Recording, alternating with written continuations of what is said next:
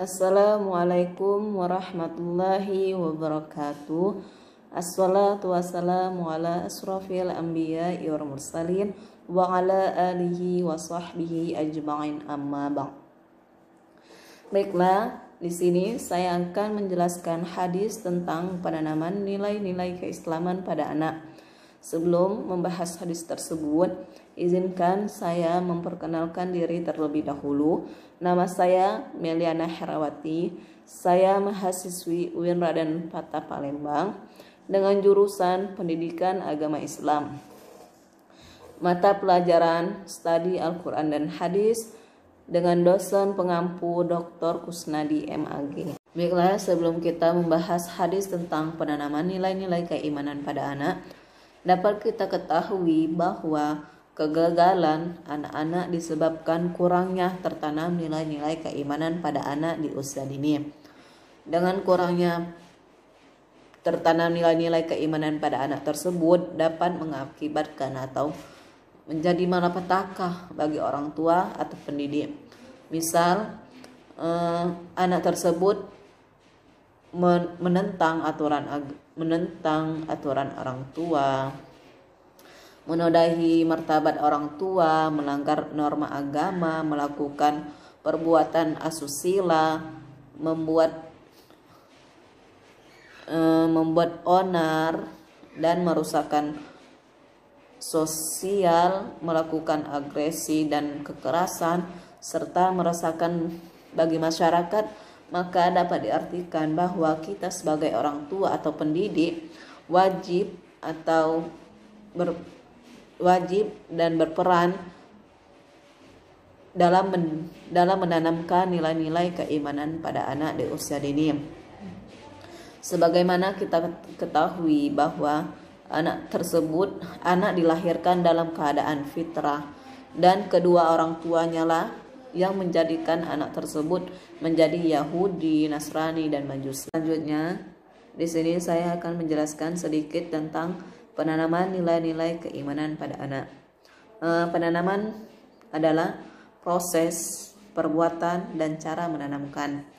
Penanaman berasal dari kata tanam, yang mana artinya menaruh, menaburkan, memasukkan, membangkitkan, dan memelihara. Selanjutnya, penanaman dimaknai dengan suatu perangkat keyakinan atau perasaan yang diyakini sebagai identitas yang memiliki ciri khusus pada pemikiran, perasaan, kriteria maupun perilaku. Adapun menurut Habib Toha dalam bukunya Kapita Selekta bahwa penanaman nilai adalah suatu tindakan, perilaku, atau proses menanamkan suatu tipe kepercayaan yang berada dalam ruang lingkup sistem kepercayaan di mana seseorang bertindak atau menghindari suatu tindakan atau mengenai suatu yang pantas atau tidak pantas dikerjakan. Disimpulkan bahwa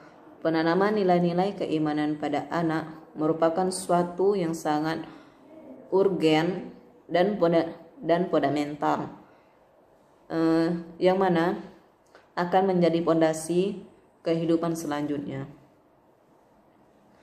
Yang mana suatu proses edukatif berupa kegiatan atau usaha yang dilakukan secara sadar, terencana, dan dapat dipertanggungjawabkan untuk memelihara, melatih, membimbing, mengarahkan, dan meningkatkan pengetahuan keagamaan terhadap anak didik tersebut. Adapun menurut Sa'ad Karim bahwa tidak ada pendidikan yang akan membuahkan hasil yang baik kecuali pendidikan yang didasari oleh keimanan. Adapun nilai-nilai yang perlu ditanamkan kepada anak didik di saat usia dini, yaitu berupa nilai akidah, ibadah, akhlak, dan membaca Al-Quran.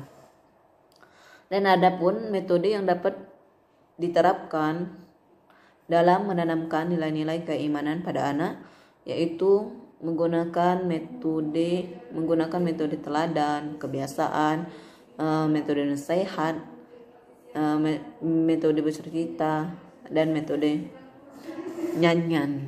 Di sini hadis tentang penanaman nilai-nilai keimanan pada anak adalah yang saya ambil adalah hadis Ali radhiyallahu anhu qala Rasulullah sallallahu alaihi wasallam addibu auladakum ala thalathi hisal hubbi nabiyyikum wa hubbi ahlil bait wa qiraatil Qur'an fa inna hamlatal Qur'an fi zillillahi yawma la zillun zillahu ma'a anbiya'ihi wa asfiyaihi.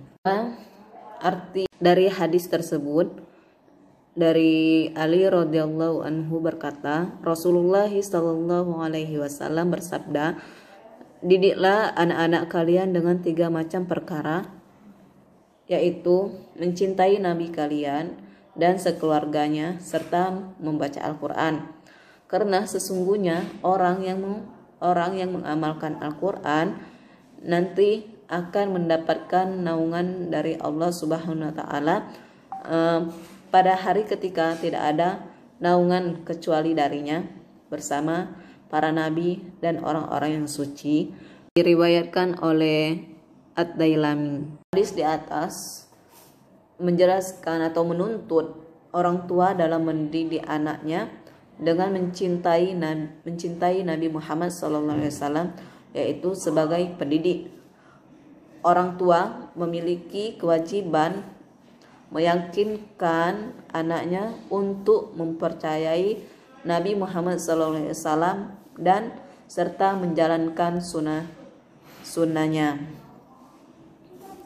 Maksud mencintai Nabi Muhammad SAW dalam arti kita meladani beliau. Memberikan keteladanan adalah metode yang paling jitu dalam pendidikan anak. Karenanya memperkenalkan pribadi Nabi Muhammad SAW sejak dini akan menjadi pondasi kuat dalam membangun akhlak anak-anak. Jadikanlah sosok Nabi Muhammad SAW itu hidup dalam benak mereka dan sangat mencintai Nabi.